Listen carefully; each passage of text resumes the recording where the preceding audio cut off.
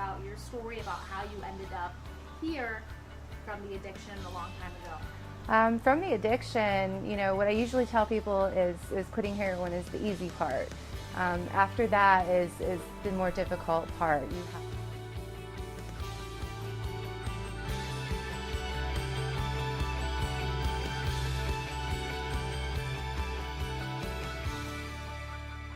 You have to train yourself to think differently. You have to remove that addictive behavior and that addictive behavior way of thinking. You have to change your friends, your atmosphere, the way you react to things, the way you perceive things.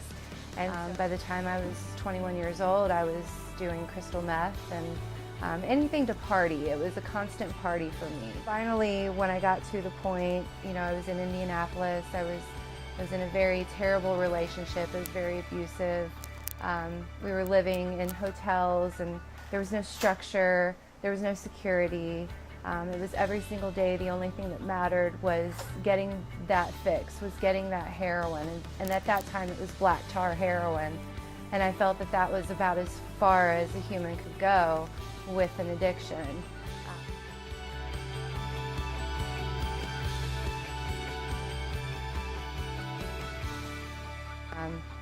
And I woke up one day and I literally just said, I don't want to be here anymore.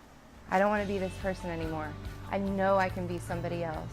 I know that I can become the person that I want to become. I know I have that within me. Now I need to take the steps to make that happen.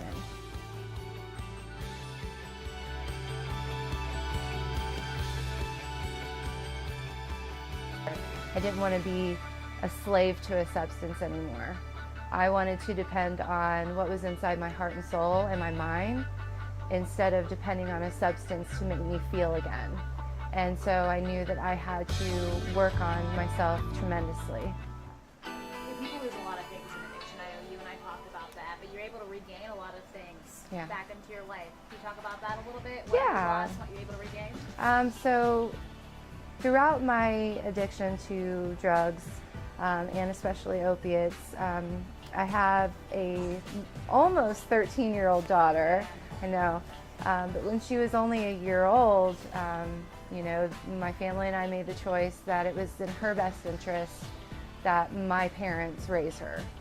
And that was a very, very, very hard thing to agree to, but it was in her best interest.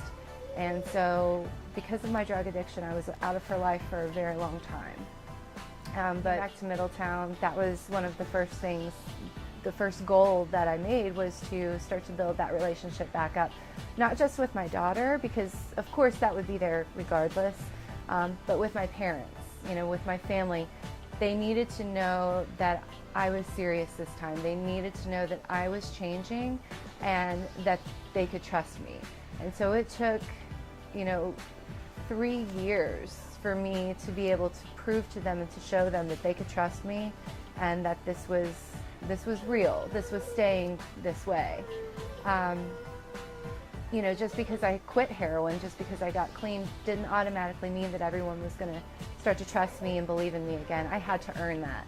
I really had to earn that, and I worked really hard to get their respect that I don't think I ever even had. But I first started speaking at an event last June with a good friend of mine, Katrina Sauerwein. And then from that moment, so many opportunities came from that. I was able to begin teaching a class to foster parents who are fostering children coming out of homes with substance abuse issues. I've been able to speak at a few other events.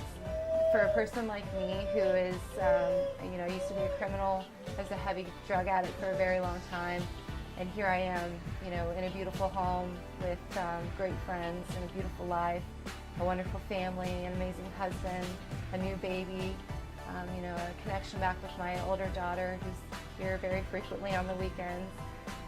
It's a beautiful life, and people need to be able to see that people can recover, heroin addicts can recover, and we need to break the stigma of the silence. We need to break the stigma that all heroin addicts are bad people, because that's not the case at all.